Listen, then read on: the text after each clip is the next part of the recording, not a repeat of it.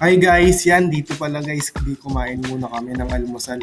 Ito nga pala yung almusal namin.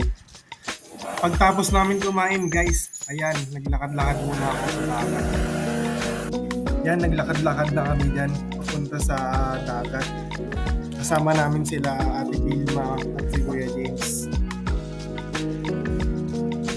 Yan, sa video na yan guys, papakita ko sa inyo kung paano maglangoy ang isang Olympic swimmer athlete.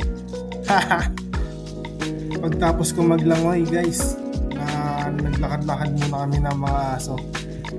Tapos konting picture dun sa may malaking bundok na bato.